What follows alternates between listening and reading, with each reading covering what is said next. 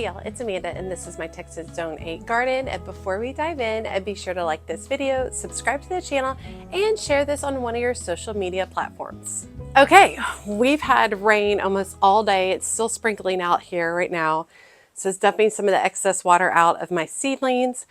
And I thought I would use this opportunity, since I'm going to stay undercover under here on the back porch, to go ahead and set up my 3 hanging baskets on the back porch for this spring season. Now, hanging baskets for me notoriously don't do very well.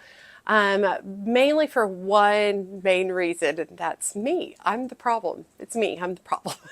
And, I am not very good at remembering to water or fertilize these.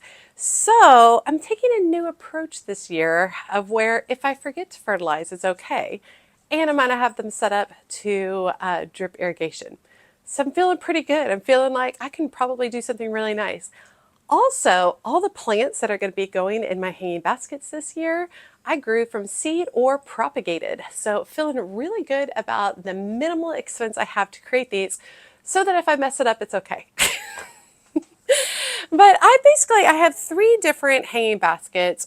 This one right here, and then 2 that look similar to this one. I got them on Facebook Marketplace years ago. And they've worked really, really well for me, and I intend I'll keep them forever. They're that heavy wrought iron, really pretty. And so basically what I want to do is I'm going to start with fresh soil in here. Now, when I say fresh soil, I mean soil that's not what is all right here. I'm going to take out this soil, replenish it with compost, worm castings, perlite, and fertilizer, and then add it back into the container. So let me show you what that process is going to look like. All right, so I've got some new gloves to try. These are some pricey gloves, but they're a little bit longer, and they're from Terrain, and then they have like leather, which is really nice, and you can go like this. And you can tighten them so that stuff doesn't fall down into the glove. So we're going to go ahead and give these a try on this particular project. And these are large, which I still feel they're kind of tight because I do have larger hands. Okay, sounds good. All right, so we don't want to keep like the old plants like this. I'm just going to make a pile to the side of those.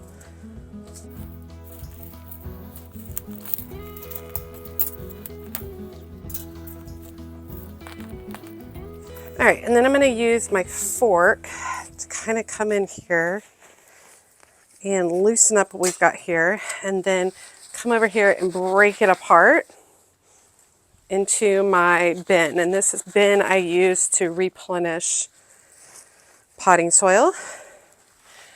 And I'm doing a lot of that this year to save on costs and money. Doing a lot of replenishing my soil.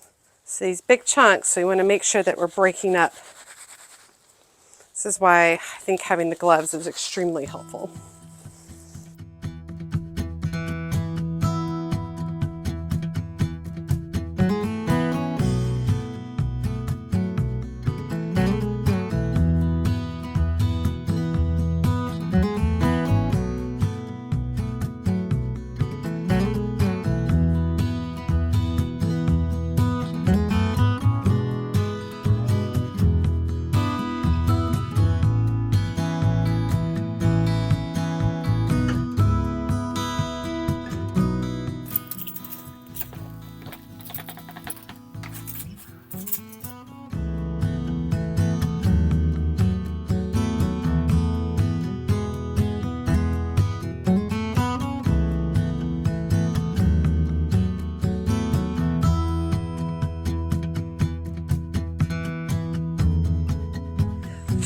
Okay, so that ended up being a lot more soil than I thought it was going to be.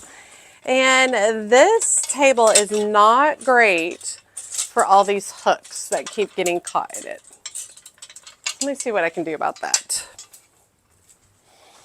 I think we'll put this down. And I'm going to use this container to hold it up. Okay, here's the problem. There's just not a lot of room left in this bin to go ahead and add all the compost and everything I need. So I'm going to add it directly to the container and mix it all up there. Now, my containers dry out so quickly every year. So this year, what I'm going to do is I'm going to lay in a trash bag first. I'm going to make one hole in the very center, maybe 2 holes, and that's it. I want the moisture to stay in here as long as possible instead of just draining right out. And especially during the hottest times of the year, when it just drains right out, it just, it's terrible. And my baskets dry out so quickly. So by adding this liner in and doing just the 2 holes, the water will have to go all the way down before it drains out, which I think is going to work better. All right, so I'm going to start by adding compost into the bottom of the basket. A heavy amount of compost, just like that. And then I'm going to go ahead and I'm going to add in some of my soil. Mix that up. Add some more compost in. Also mix that up. And just keep layering until we get closer to the top.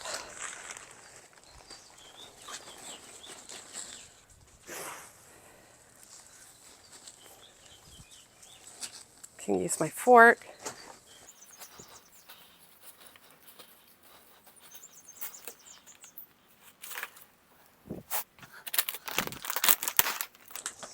All right, next thing I'm going to do is I'm going to layer in a healthy amount of biotone, which is a slow release fertilizer. And it will fertilize for up to 3 months. And then we'll top with just a little bit more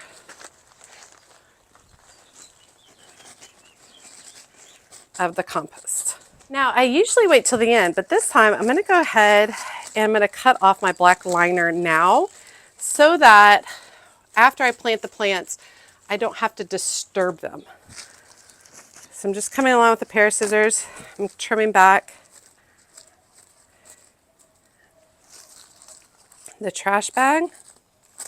I took a deep breath of the fertilizer. Oh, just like that. And we're ready to plant. Okay, so let me show you.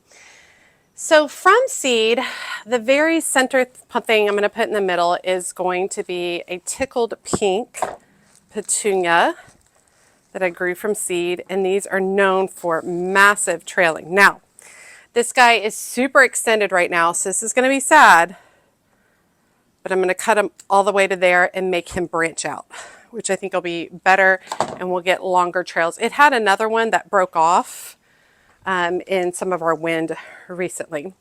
Then I'm also going to mix in, I'm going to layer in some Swedish ivy that I propagated from the winter, and then some variegated Swedish ivy that I also propagated, and then finally some Velvet Hills Tradescantia that I propagated. And why I go ahead and tuck these in, and I'm going to tuck in quite a few, I'll tell you all about these varieties of plants. Tickled pink petunias produce abundant, soft pink blooms with slightly ruffled texture, creating a lush and vibrant display. They grow 10 to 12 inches tall and spread up to 24 inches wide, thriving in full sun with well-draining soil. Regular watering and deadheading encourage continuous blooms throughout spring and fall. Variegated Swedish ivy features trailing stems with scalloped green leaves edged in creamy white. It prefers bright, indirect light to partial shade and well-draining soil, making it a great choice for containers and hanging baskets. Its cascading habit and easy maintenance make it a popular option for both indoor and outdoor gardens. Standard Swedish ivy is a fast-growing, trailing plant with glossy, rounded green leaves and small tubular flowers. It thrives in bright, indirect light to partial shade and prefers moist, well-draining soil. Often grown in hanging baskets, it's easy to care for and adapts well to indoor and outdoor conditions. Velvet Hills Tradescantia is a low-growing, spreading plant with soft green foliage and soft velvety leaves. It thrives in bright, indirect light to partial sun and prefers moist, well-draining soil. Known for its beautiful color and soft texture and trailing habit, it's perfect for hanging baskets and ground cover or mixed containers. Okay. It doesn't look like much. This should fill in beautifully. We should have lots of green foliage. The variegated will contrast with the regular Swedish ivy, and then we'll have the Velvet Hills Tradescantia spilling out. Then we should have just a little pop of the tickled pink. Now, these containers, they get about half a day of sun, half a day of shade. While most of these plants, with the exception of the petunias, prefer shade or part shade, I think that they're going to work out well. If they don't work out well, if they start burning when it's really, really hot, I'll just move these containers for the shade garden and we'll figure out something else for the back garden. But let's keep going. Okay, I feel like this is really wobbly. So instead, I'm going to use my larger container to hold my smaller container. And ahead of time, I'm going to go ahead and organize out my chains. So when the time comes, it's way easier to just pull them back up in place. So I'm just going to lay them gently to the side over here. All right, and we're going to start once again by layering in our compost. And I really think the compost is going to be key to keeping my baskets fresher for longer this year, because it has so much nutrients. Oh no, I forgot to put in the black liner. All right, here we go.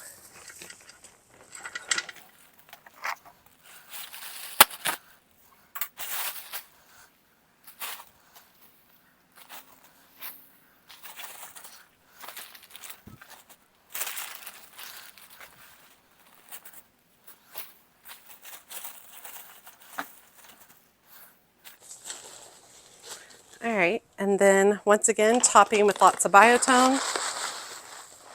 Ooh, that was a lot. A lot of people asking if I feel like I'm going to burn my plants with fertilizer. I don't think this slow release fertilizer is really made to do that, because it releases a little bit at a time. All right, this is a much smaller container, so I don't think we'll be able to fit as many in there. But once again, we will start with the petunia in the center that I grew from seed. Let me go ahead and cut off too.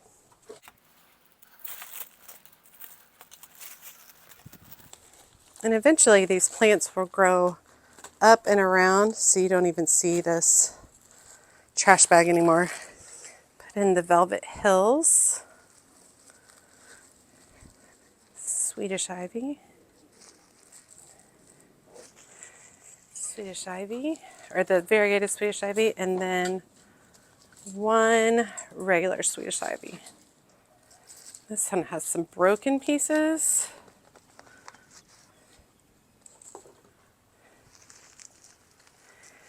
That I'll probably just pin into here, I think. So you can just take this and kind of just pin these down and they should root. So I'll do that real quick. All right, so I'm just taking a couple of the landscape pins and just pinning these down so that they're touching the soil, and they should root in pretty well.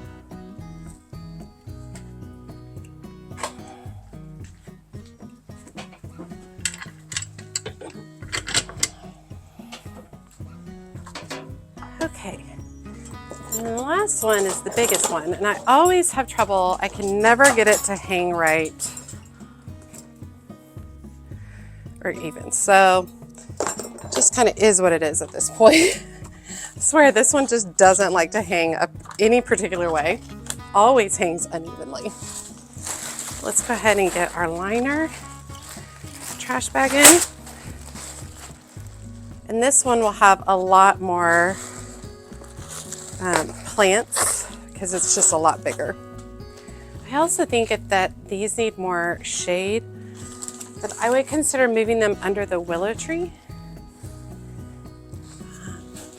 because during the summer that gets a lot of shade, and I could run drip out there. That would work fine. And you definitely want to mix up your soil so that the roots don't just stop at one particular level where they find the most nutrients. Biotone, scissors. All right, we're gonna start with our tickled pink petunia again in the center. And when I put it in the center, I'm really hoping that I can train it to flail out multiple directions. And I am gonna go ahead and cut it back so that it can branch out. Okay, let's start with Velvet Hills Scantia. And I am gonna pack this one in a little bit more. All right, and look how much these have grown together. Swedish ivy. I'm using all my Swedish ivy in these containers, so I'm gonna have to get some more for the shade garden.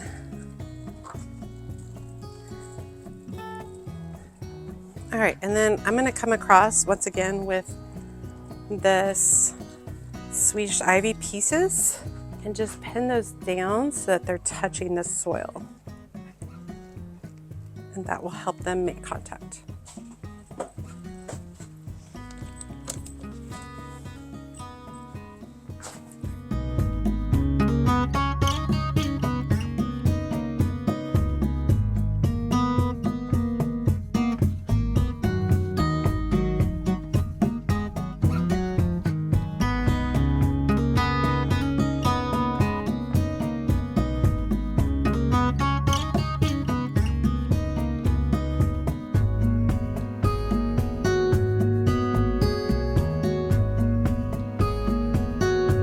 Okay, so I spent a little time running all my drip to my containers. And I'm going to show you what that looks like. And I don't know if I think at the end of last season, I just like gave up on my hanging planters because it looks like I capped off all the lines, which is not what I wanted to do. So I still need to come in, and I've got some lines that need to be redone to run up to both of these. So I need to do that. And I think I'm going to use the same method where I basically make like a circle. So I think I'm just going to make a circle of the drip irrigation lines. I quite frequently do that. It looks like this. And I think I'm going to do that for the baskets and get that hooked up. Like I always have to have a glove on now recently to deal with my drip irrigations because it just hurts my fingers so much. I've seen some like adapters that make it easier to like plug everything in. I need to look into that. Okay, so I've got a line running up with a T at the top. So now I'm going to run a line this direction and a line that direction. All right, so I've got it for two separate lines to run here. And now on the tips of each of these, I'm going to put a T off, and then I'm going to make the circle of the lines with emitters. And so I just turn the line back in on itself. So I have just like that.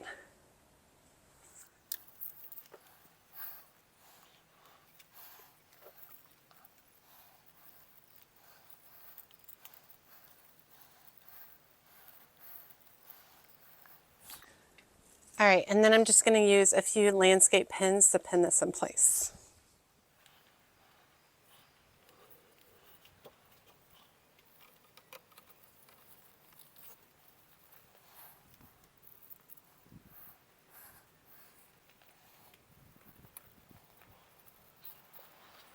Okay.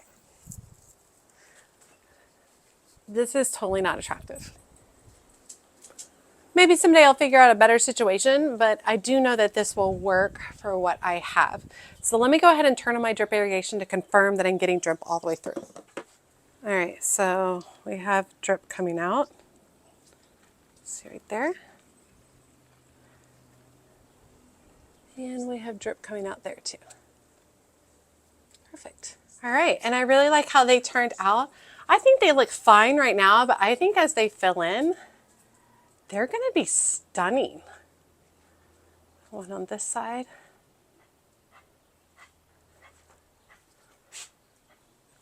I think they're gonna be very pretty as they fill in. Lots of green, which is a little pop of color. Truthfully, with scanning here, wouldn't it be pretty to eventually have some hanging baskets here? I'll have to consider that in the future. Sweet, glad to have that done. All right, I hope you guys enjoyed today's video. I'm so proud of myself doing these all from propagated plants and started from seed. I'm really excited. I always love the look of all greenery baskets, so this is really giving me that opportunity to do it. The Tradescantia, the Swedish ivy, and the Swedish ivy grows very quickly. So I'm very excited to see how that does. I think it'll be really, really nice. And like I say, if I end up having an issue with like the water's going right now, so it's dripping. If I end up having an issue where like these are scorching in the sun, I can move them to the shade garden, which I think will be fine. But very exciting. I actually just bought some new varieties of Tradescantia that I'm going to be growing this season, hoping to take a bunch of cuttings and propagate them for next year. And I hope to keep that up, and I'm really, really excited. All right, y'all, as always, make sure you like and comment on the video. Every time you like and comment, it helps grow the video so much. And if you don't feel comfortable leaving a comment, just drop me an emoji below, letting me know that you made it to the end of the video and you say hi. And be sure to jump over to my Patreon community. The link is in the video description below. It is for people who love all things gardening and all things She's a Mad Gardener. There is a free level that you can participate at, and there are paid tiers. The higher up you are on the tiers, the more access you get, including exclusive videos. The one I just posted today was me at an antique show with my friend Kristen for my Bloom Buddy tier of patrons. So that's very exciting. You get access to chats, sharing photos. It's getting really fun. Lots of cool things people are sharing. As always, she's a mad gardener or a decorator or anything else that she wants to be. Thanks, y'all.